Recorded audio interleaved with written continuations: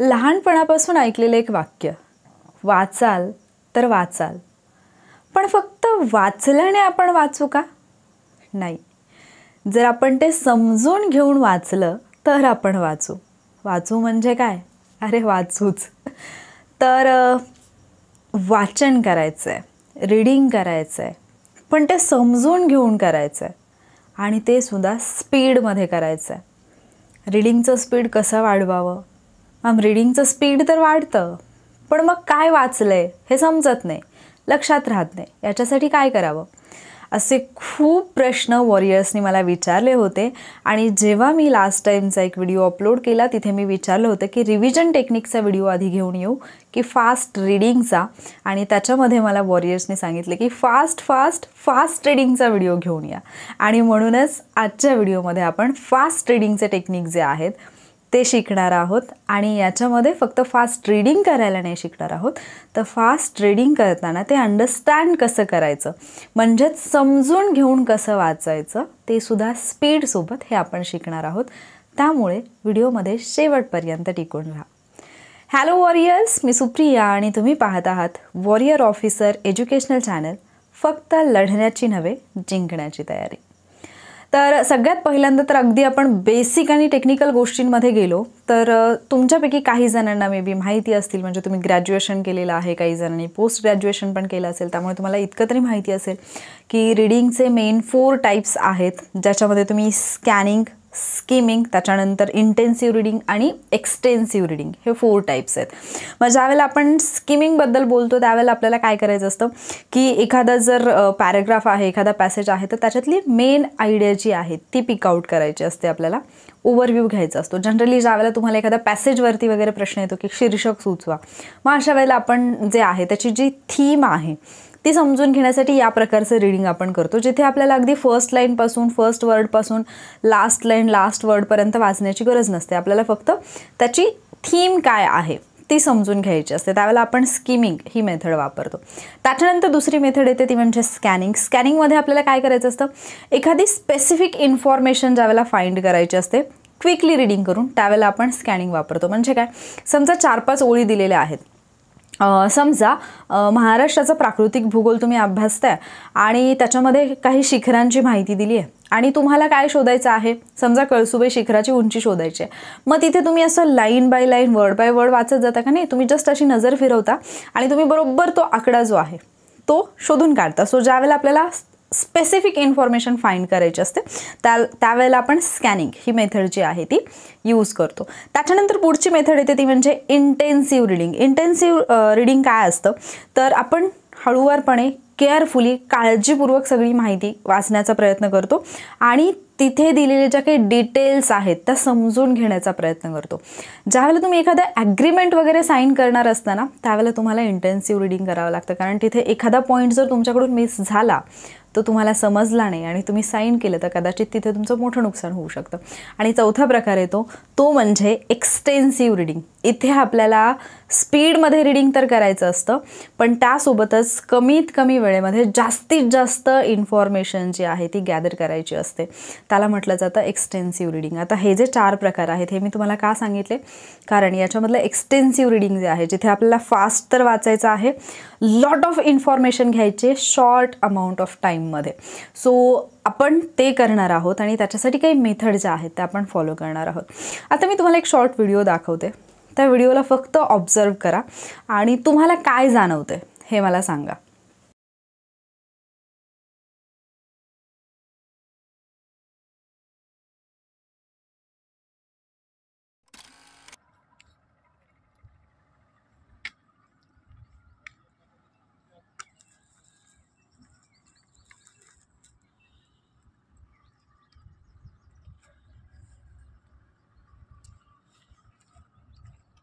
या व्हिडिओमधून तुम्हाला जे जाणवलं ना त्याच्याशीच रिलेटेड आपला पहिला पॉईंट किंवा पहिली टेक्निक आहे. तुम्ही पाहिलं असेल, ज्यावेळेला आपण नॉर्मली चालत असतो, ज्यावेळेला आपल्या हातामध्ये दुसरी कुठली वस्तू नाही आहे किंवा आपल्याला फक्त चालायचं आहे, दुसरीकडे कुठेही आपलं लक्ष नाही आहे, त्यावेळेला आपण स्पीडमध्ये व्यवस्थित शिस्तीत चालू शकतो. पण तिथेच जर आपल्या हातामध्ये मोबाईल किंवा दुसरं काहीतरी असेल, जनरली मोबाईल पाहत पाहत जर आपण चालत असू, which I really don't like. मी कधीही रोडवरून चालताना वगैरे मोबाईल पाहत नाही, कारण ते मला आवडत नाही. आणि गाडीमध्ये बसल्यानंतर तर जर मोबाईल पाहायला लागले तर चक्कर आल्यासारखंच होतं, त्यामुळे त्याचा विषय येत नाही. तर व्हिडिओ पाहिल्यानंतर तुमच्या लक्षात आलं असेल की ज्या वेळेला तुमच्या हातामध्ये किंवा तुमचं लक्ष इतर कुठेही विचलित होत नाही आहे, त्यावेळेला तुमचं स्पीड जे आहे ते व्यवस्थित सुरू आहे. पण जर तुमचं लक्ष दुसरीकडे असेल तर मात्र तुमचं स्पीड कमी येतं. आणि हीच तुमची पहिली टेक्निक आहे रीडिंगचं आणि अंडरस्टँडिंगचं स्पीड वाढवण्याची. फक्त रीडिंगचं स्पीड तुम्हाला वाढवायचं नाही आहे, तर जर तुम्ही स्पीडमध्ये रीड करताय तर त्यासोबत तुम्हाला तो डाटा अंडरस्टँडसुद्धा झाला पाहिजे. मग पहिली टेक्निक काय आहे? कॉन्सन्ट्रेशन. म्हणजे पहा, जर तुम्ही मोबाईलमध्ये पाहत पाहत चालत असाल तर तुमचा चालण्याचा स्पीड आपोआप कमी येतो. जेव्हा तुम्ही रीडिंगला बसताय त्यावेळेला जर तुमचा फुल फोकस रीडिंगवरती नसेल तर डेफिनेटली तुमची रीडिंगची स्पीड ही कमी होते, कारण तुम्ही जे वाचताय तेच तुम्हाला समजत नाही. आणि म्हणूनच रीडिंग म्हणजे स्लो रीडिंग हा तुमचा प्रॉब्लेम नाहीच आहे मुळात. जे पण आपण टेक्निक पाहणार आहोत तर रीडिंग कशामुळे स्लो होतं हे तुम्हाला फाइंड आउट करायचं आणि त्या प्रॉब्लेमवरती आपल्याला सोल्युशन शोधायचं आहे. तर तुमचं रीडिंग म्हणजे माझं रीडिंगचं स्पीड जास्त नाही आहे हे जे तुम्हाला वाटतं तर तो मूळ प्रॉब्लेम नाही आहे. मूळ प्रॉब्लेम वेगळाच आहे, पण आपण रीडिंगचं स्पीड हा एक प्रॉब्लेम समजून आपण त्याच्यावरती वर्क करत बसतो, ज्याने की काहीच होणार नाही. पहिला मुद्दा येतो कॉन्सन्ट्रेशनचा. मग काय कराल? एक तर खूप छान टेक्निक आहे जी मेडिटेशनमध्ये पण वापरली जाते, ती म्हणजे तुम्ही एखादं जे स्मूथ म्युझिक असतं ना ते वालं म्युझिक, लाईट म्युझिक जे असतं ते तुम्ही लावून स्टडी करू शकता. बऱ्याच जणांना हा प्रश्न पडतो की म्युझिकने तर जास्त डिस्ट्रॅक्ट व्हायला पाहिजे ना, मग म्युझिक ऐकत ऐकत कसं काय होऊ शकतं? म्युझिक म्हणजे कुठलं असतं? जे इन्स्ट्रुमेंटल असतं, जिथे कुठले लिरिक्स नाही आहेत, म्हणजे कुठले वर्ड नाही आहे त्याच्यामध्ये, जस्ट म्युझिक आहे. असं जे म्युझिक असतं जे स्लो असतं, काम असं शांतवालं जे म्युझिक असतं ते वालं. याने होतं काय की जर समजा तुम्ही आत्ता रीडिंग करताय आणि म्युझिक नाही ऐकत आहात, नुसतं रीडिंग करताय, तर बऱ्याचदा असं होतं की आपला मेंदू जो आहे, आपलं जे लक्ष आहे ते 10 वेगवेगळ्या ठिकाणी जात असतं. मधूनच आठवेल अरे मला मोबाईलवरती काहीतरी पाहायचं आहे, मोबाईलकडे लक्ष जाईल. आणि काही लोकांना तर इतकी मोबाईलची सवय झालेली असते की म्हणजे त्यांचं काम सुरू असलं तरी त्यांचा हात ॲटोमॅटिकली मोबाईलकडे जातो, जरी नाही पाहायचं म्हटलं तरी जातो. काही काही लोक समोर टी व्ही चालू असतो, टी व्ही पण पाहत असतात, ॲट द सेम टाईम ते मोबाईल पण पाहत असतात. काही लोकांकडे एकापेक्षा जास्त मोबाईल असतात तर ते एका वेळेला दुसरा मोबाईल पाहत असतात. तर हां, मोबाईलची जर सवय तुम्हाला सोडायची असेल, मोबाईलमुळे जर तुम्ही डिस्ट्रॅक्ट होत असाल अभ्यासाच्या बाबतीत किंवा इतर कुठल्याही बाबतीत आणि त्याच्यावरचा व्हिडिओ पाहिजे असेल तर कमेंटमध्ये सांगा. मी डेफिनेटली असे काही इफेक्टिव्ह टेक्निक्स घेऊन येईन जिथे तुम्ही मोबाईल वापरायचं बंद तर नाही करणार, पण 100% तुम्हाला कळेल की कंट्रोल कसं करायचं आणि किती वेळासाठी आणि योग्य वेळ कुठली असेल ज्यावेळेला तुम्ही मोबाईल वापराल. ठीक आहे, तर हा मुद्दा थोडासा बाजूला ठेवूयात. आता आपण मेन मुद्द्याकडे येऊयात. जर तुम्ही विदाऊट म्युझिक जर स्टडी करत असाल त्याच्या पाठीमागचं रिझन काय ते सांगते. तुम्ही 10 गोष्टींकडे तुमचं लक्ष एकाच वेळेला जाईल. म्हणजे बाहेर कशाचा तरी आवाज आला तिकडे, घरात कोणाचं तरी बोलणं चालू आहे तिकडे आवाज जाईल, लायब्ररीत बसलाय तर आजूबाजूला कुठला आवाज आला चुकून तर तिकडे लक्ष जाईल, किंवा मनात कुठले तरी विचार येत राहतील. पण जेव्हा तुम्ही म्युझिक सोबत अभ्यास करत असाल तर तुमचं लक्ष रीडिंग आणि म्युझिक या 2च गोष्टींवरती कॉन्सन्ट्रेट होईल. मग विचार करा की एका वेळेला 10 वेगवेगळ्या गोष्टींवरती लक्ष दिल्यानंतर आणि एका वेळेला 2च गोष्टींवरती लक्ष दिलं तर तुमचे जास्त कॉन्सन्ट्रेशन कुठल्या केसमध्ये होईल? अर्थातच ज्यावेळेला तुम्ही फक्त 2 गोष्टींवरती लक्ष देताय, एक तर बॅकग्राऊंडला तुमचं ते म्युझिक सुरू राहील आणि तुम्ही कॉन्सन्ट्रेशननी स्टडी करू शकाल. दुसरा मुद्दा जे मी मेडिटेशनबद्दल बोलले होते ऑलरेडी काल पण ब्रेन पॉवरच्या व्हिडिओमध्ये, तर थोडाफार मेडिटेशनची जर सवय तुम्हाला लागली तर तुमचं कॉन्सन्ट्रेशन वाढेल. त्याचबरोबर जे काही मी वर्कआउट तुम्हाला सांगितले, थोडेफार एक्सरसाइजेस ते जरी केले तरी पण तुमचं कॉन्सन्ट्रेशन वाढेल. त्याच्यानंतर जर कॉन्सन्ट्रेशन होत नसेल तर ते मी कॅन्डलवाला एक तुम्हाला सांगितलं होतं की 30 सेकंडसाठी त्या ऑब्जेक्टकडे पाहत राहा, त्याने पण तुमचं कॉन्सन्ट्रेशन वाढेल. देन तुम्ही डे टू डे लाईफमध्ये आणखी एक गोष्ट हे करू शकता, ॲड करू शकता, ती म्हणजे जी आपली रेग्युलर कामं असतात, जसं ब्रश करणं असेल किंवा तुम्ही रायटिंग करताय, कुठली गोष्ट इतर कामं जी आहेत, तर तुमचा जो नॉन डॉमिनेटिंग हँड आहे, म्हणजे तुम्ही उजव्या हाताचे असाल तर डावा हात आणि डाव्या हाताचे असेल तर उजवा हात, तो यूज करायचा प्रयत्न करायचा. म्हणजे काय होतं ना, त्यांनी तुमचं ब्रेनचे बोथ पार्ट्स जे आहेत ते ॲक्टिवेट राहतात आणि कॉन्सन्ट्रेशनला तुम्हाला हेल्प होते. सो पहिला मुद्दा, कॉन्सन्ट्रेशन कसं वाढेल याच्यावरती काम करा, ना की रिडिंग स्पीड कसं वाढेल.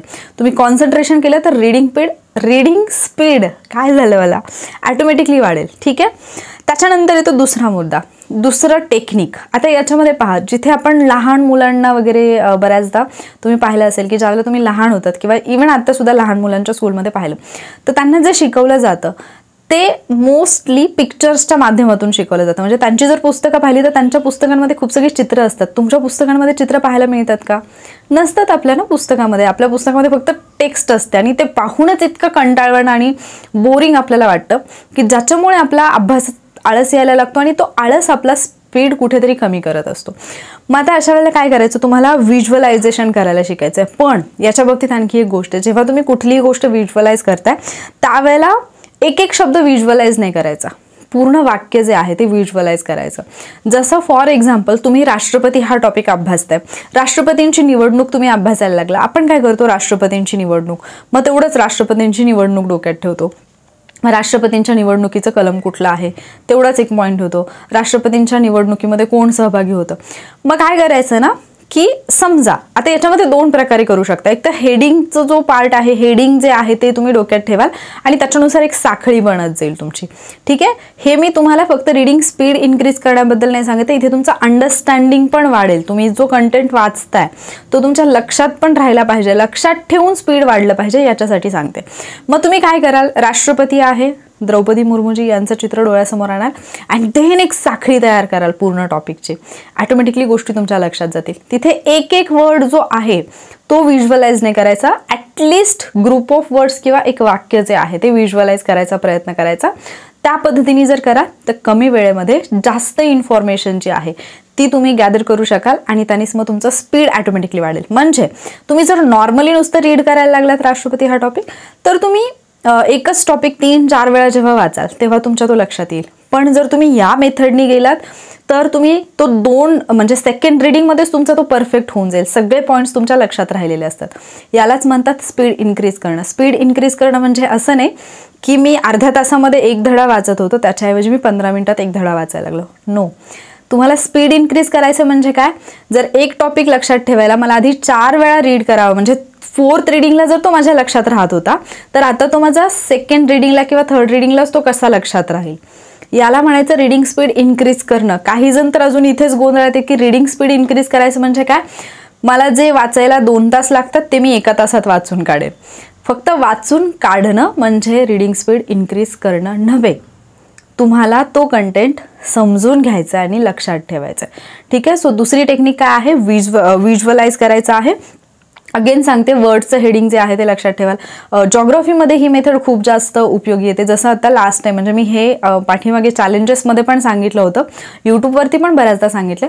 आणि लास्ट टाइम जेव्हा लेक्चर सुरू होतं त्यावेळेला आय थिंक फीडबॅकचा एक व्हिडिओ मी शेअर केला होता आणि त्याच्यामध्ये ते जे सर होते, ते मॅडम होते की सर होते, ते सिंधुदुर्गचे होते आणि त्यांनी तसं सांगितलं की सिंधुदुर्गचे. तर त्याच्या खाली कमेंट दिली एका मॅमनी की म्हणजे जेव्हा मी ते सिंधुदुर्ग ऐकलं तर मी पूर्ण ते सिंधुदुर्ग आणि पूर्ण मग खनिज संपत्ती महाराष्ट्राची, त्याच्यानंतर पर्जन्य, त्यानंतर वनसंपत्ती, हे सगळे टॉपिक मला तिथे व्हिज्युअलाइज झाले की कुठे कुठे येतं सिंधुदुर्ग आणि कोकणाचा जो दक्षिण कोकणचा जो भाग आहे तर ते सगळं मी फिरून आले आणि तिथून पुढचा व्हिडिओ जो आहे तो मला समजला नाही. देन मी नंतर तो फीडबॅक ऐकला. म्हणजे तुम्हाला जर एकदा सवय झाली ना या टेक्निक्सची तर खूप कमी कालावधीमध्ये खूप जास्त इन्फॉर्मेशन तुमच्या लक्षातही राहते. अँड सेकंड थिंग इज की तो जो कंटेंट आहे तो तुमचा परफेक्ट होत जातो. म्हणजे त्याच्यासाठी तुम्हाला 10 वेळा वाचत नाही बसावं लागेल. So visualization. त्याच्यानंतर तिसरी गोष्ट जी तुम्हाला ॲक्च्युली स्पीड इन्क्रीज करायला हेल्प करेल की म्हणजे जे नॉर्मली आपण वाचतोय त्याच्यामध्ये स्पीड वाढवण्यासाठी काय कराल तुम्ही, एक तर पेन किंवा पॉइंटरचा वापर करायचा. ठीक आहे. काय होतं ना, जेव्हा तुम्ही एखादी लाईन वाचताय, फॉर एक्झाम्पल आता जर मी इथे माझ्यासमोर एक मी बुक ठेवलं कारण मला काही पॉईंट्स तुम्हाला सांगायचे आहेत. जर आपण विचार केला तर जे आपल्या राज्यघटनेची कलम आहेत त्याच्यामधलं कलम 19 जे आहे, अनुच्छेद 19, भाषण आणि अभिव्यक्तीचे स्वातंत्र्य, एकत्र जमण्याचा, संघटना स्थापण्याचा, मुक्त संचाराचा, वास्तव्य आणि व्यवसाय निवडीच्या स्वातंत्र्याचा हक्क, हे आहे अनुच्छेद 19 मध्ये. मग आता हे तुम्हाला लक्षात ठेवायचं होतं. काय आपलं ज्यावेळेला आपण वाचतोय, समजा एकाखाली एक अशा बुकमध्ये लाईन्स दिल्यात. कधी कधी काय होतं, पहिली लाईन वाचली, शेवटच्या शब्दापासून आपल्याला सेकंड लाईनला यायचं असतं, आपण डिरेक्टली थर्ड लाईनला जातो. तर हे जनरली पहिल्या दुसऱ्या लाईनमध्ये तर नाही होत, पण ज्यावेळेला तुम्ही मध्ये येता, म्हणजे 10-12 लाईन्स वाचल्या आणि नंतर मध्ये आला, जिथे लाईन तुमची एंड झाली तिथून तुम्हाला पुढच्या लाईनला जे जायचं असतं, कधी कधी ती लाईन स्किप होते आणि अर्थ नाही लागला की आपण परत मग आपल्याला ती मधली जी लाईन गाळलेली आहे त्याच्या वरच्या लाईनला जावं लागतं लिंक लागण्यासाठी.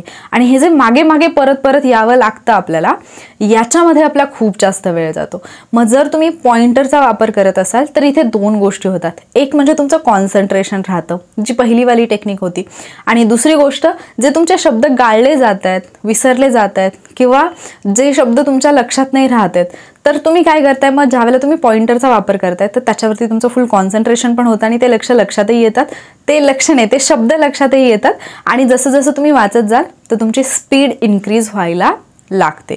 सो हे खूप युजफुल आहे, ट्राय करून पहा. बोटांचा वापर किंवा मॅक्झिमम तुम्ही पेन्सिल आणि पेनचा वापर केला तर ते जास्त इफेक्टिव्ह राहतं, कारण बोटापेक्षा पेन्सिलचं टोक हे थोडंसं लहान असतं, सो तुम्हाला ते इझी जातं दिसायला पण. ठीक आहे. आणि याच्यामध्ये आणखी एक गोष्ट तुम्ही करू शकता, ते म्हणजे तुमचा जो आय स्पॅन आहे किंवा ज्याला आपण पेरिफेरल विजन म्हणतो, ते तुम्ही थोडंसं वाढवण्यासाठी जर काही एक्सरसाइजेस केला, म्हणजे आपलं जे विजन आहे, आपण ज्यावेळेला पाहतो एखादी गोष्ट, फॉर एक्झाम्पल आता तुम्ही माझ्याकडे पाहताय, बट जरी तुम्ही म्हणजे माझ्या इथे कपाळावरती जरी तुम्ही फोकस केलं तर तुम्हाला माझा पूर्ण फेस दिसतो. इव्हन तुम्ही कुठलीही गोष्ट समोर पाहत असाल, आपण एका पॉईंटकडे जरी पाहत असलो तरी आपल्याला आजूबाजूच्या गोष्टी दिसत असतात. जेव्हा तुम्ही बुकमध्ये रीड करताय, ॲक्च्युली जर एक पूर्ण ओळ 10 शब्दांची असेल तर तुमचं म्हणजे ॲट अ टाईम जास्तीत जास्त शब्द कसे तुमच्या नजरेच्या याच्यामध्ये येतील, आवाक्यात येतील, याच्यासाठी तुम्हाला ट्राय करायचं. त्याच्यासाठी काही मग आय एक्सरसाइजेस असतात, त्या तुम्ही करायला हरकत नाही आहे. ठीक आहे. जसे की आपण डोळे राऊंड फिरवणं वगैरे, किंवा इकडे इकडे असं पाहणं वगैरे, किंवा जास्तीत जास्त गोष्टी पाहण्याचा प्रयत्न करणं. जसं की आता तुमचा 10 लाईनची एक ओळ आहे, तर तुम्ही काय कराल, मग मधले जे 8 शब्द आहेत तेच फोकस कराल. पहिला आणि शेवटचा शब्द जो आहे त्याच्याकडे, म्हणजे त्या शब्दावरून नजर नाही फिरवणार तुम्ही, पण त्या मधल्या 8 शब्दांकडे पाहून तुम्हाला पहिला आणि शेवटचा शब्द जो आहे तो वाचता येतो का याच्यासाठी प्रयत्न करायचा. सो असे तुम्ही 10-15 पेजेस जर केले की पहिले 2 शब्द, शेवटचे 2 शब्द समजा तुम्ही सोडले आणि मधलेच शब्द फक्त वाचण्याचा प्रयत्न करताय, हे जर तुम्ही ट्राय केलं तर ऑटोमॅटिकली नंतर सवय लागते आपल्याला की आपण प्रत्येक शब्दावरती अशी नजर नाही फिरवत बसत. आपण काही शब्दांवरती जरी आपली नजर असली तरी सुद्धा बाकीचे शब्द आपल्याला दिसतात आणि ते आपण वाचतो. नाहीतर मग आपण प्रत्येक शब्दाला जर असं नजर फिरवत बसलो तर एक शब्द वाचायचा, तर मग पुढचं वाचेपर्यंत मागचं विसरायला होतं, पहिला मुद्दा. आणि प्रत्येक ठिकाणी नजर फिरवायची कंटाळून पण जातो आपण. सो ही एक गोष्ट तुम्ही ॲड करू शकता. जसं की आपण आता हे जे मी सांगितलं तुम्हाला टेक्निक, हे तुम्हाला लगेच एका दिवसात नाही जमणार. जसं तुम्ही सायकल चालवायला शिकलात, सुरुवातीला लगेच तुम्हाला सगळं जमलं का नाही, पडत पडत शिकलात. मग कुठलाही व्यक्ती जेव्हा सायकल चालवायला शिकतो तो सुरुवातीला सायकल चालवायला शिकतो आणि नंतर मग तो सायकलवरच्या कर्तब दाखवतो ना, की सायकल उलटी फिरवायची, एका हाताने फिरवायची, दोन्ही हात सोडून चालवायची वगैरे वगैरे, एका चाकावरती चालवायची, हे नंतर जमतं. त्याच्यासाठी आधी बेसिक जमायला पाहिजे. सो ते बेसिक शिकून घ्यायचं. क्लिअर. त्याच्यानंतर चौथी टेक्निक जी येते ती म्हणजे कीवर्ड. तुम्ही कुठलाही टॉपिक जर वाचत असाल, कुठलाही सिलेबसमधला कुठलाही पॉईंट जर आहे तो जर तुम्ही करत असाल, तर तुम्ही आधी जर त्याचे कीवर्ड्स पाहून ठेवले तर तुमचं रीडिंगचं जे स्पीड आहे विथ अंडरस्टँडिंग हे फार जास्त वाढतं. उदाहरणार्थ मी नेहमी स्टुडंटना सांगते, तर ज्या गृहिणी आहेत आपल्याकडे चॅलेंजमध्ये असणाऱ्या, ज्या इतर जे असे जॉब करणारे लोक आहेत ज्यांना वेळ खरंच कमी आहे, मग ते विचारतात की मॅम कमीत कमी वेळेत जास्तीत जास्त कसं करू. त्यांना मी नेहमी सांगितलेलं आहे की तुम्ही अभ्यास करताना फर्स्ट पेजपासून लास्ट पेज कुठल्याही बुकचं किंवा first line to last line असं रीड नाही करायचं. पहिल्यांदा PYQकडे जायचं आणि PYQमधून फाइंड आउट करायचं की या टॉपिकवरती कुठले प्रश्न विचारलेले आहेत आणि ते जे पॉईंट आहेत ते आधी फोकस, म्हणजे ते पहिल्यांदा करायचं प्रायोरिटी बेसिसवरती. देन जेव्हा तुमच्याकडे टाईम अवेलेबल आहे त्यावेळेला तुम्ही इतर गोष्टी करू शकता. सो सेम मेथड जी आहे ती तुम्हाला फॉलो करायची आहे. कीवर्ड्स जे आहेत ते फाइंड आउट करायचे आहेत. उदाहरणार्थ मी तुम्हाला सांगते, आता नागरिकत्व हा टॉपिक आहे. नागरिकत्व टॉपिकमध्ये माझ्यासमोर आता M. लक्ष्मीकांत सरांचं बुक आहे. आता याच्यामध्ये जर तुम्ही पाहिलं तर टॉपिकची जी सुरुवात आहे, पहिला पॉईंट नागरिकत्वाचा अर्थ आणि महत्त्व असं दिलं. ठीक आहे. आता मला सांगा, नागरिकत्वाचा अर्थ आणि महत्त्व असं कुठलाही प्रश्न तुम्हाला विचारला जाणार नाही एक्झाममध्ये, हे तुम्हाला माहिती आहे. पुढे जर आपण पाहिलं तर काय, अन्य कोणत्याही आधुनिक राष्ट्राप्रमाणे भारतात 2 प्रकारचे लोक राहतात. नागरिक आणि परकीय व्यक्ती, याच्यावरती प्रश्न येतो कसा येणार का की भारतामध्ये कुठल्या प्रकारचे लोक राहतात, नागरिक आणि परकीय व्यक्ती. ही कॉमन सेन्सची गोष्ट आहे, हे तुम्हाला माहिती ऑलरेडी.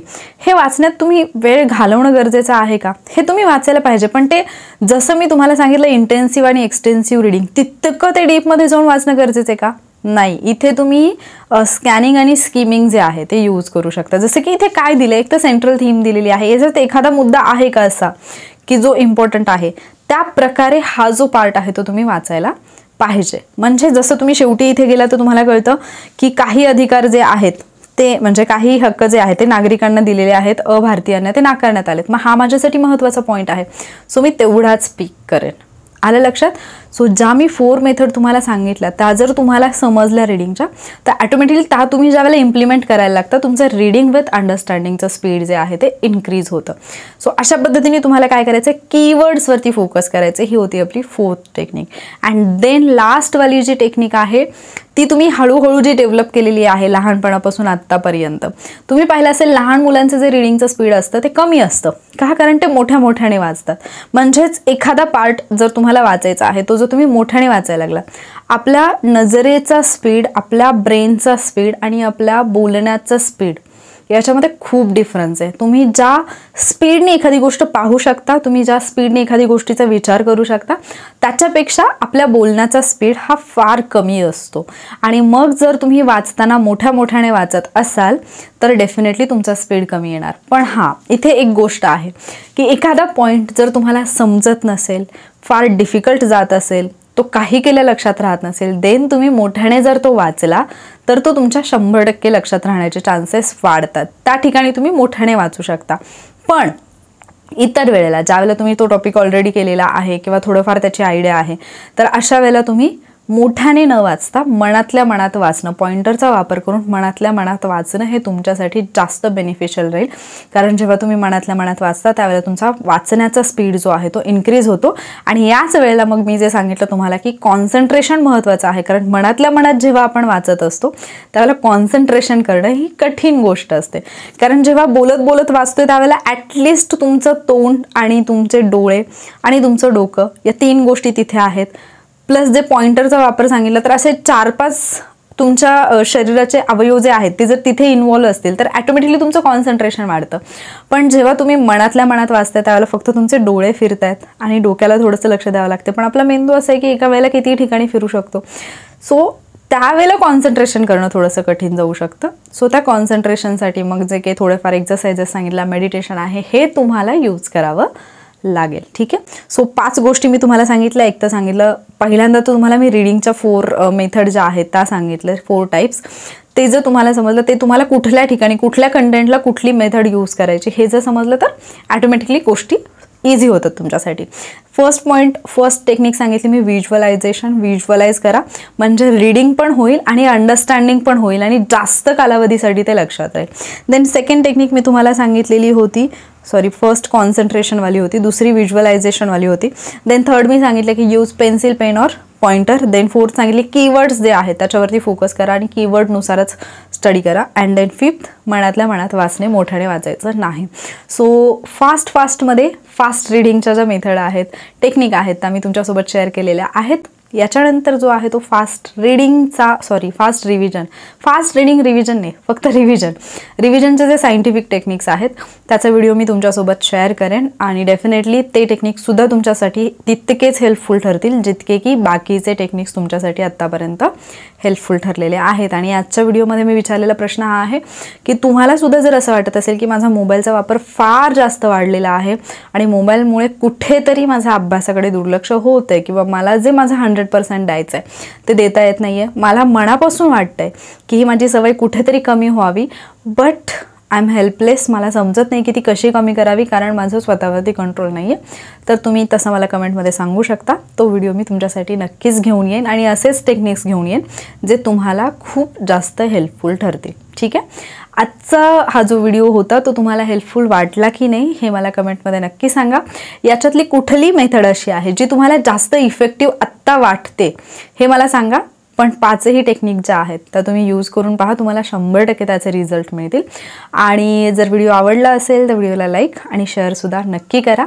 चॅनलवरती नवीन असाल किंवा यापूर्वीपासून व्हिडिओज पाहताय पण अजूनही सबस्क्राईब केले नाही तर कंजूसी करू नका, चॅनलला सबस्क्राईब करून घ्या. कुठल्याही प्रकारचे पैसे त्याच्यासाठी लागत आहेत. ठीक आहे, लवकरच भेटूयात पुढच्या लेक्चरमध्ये. थँक्यू.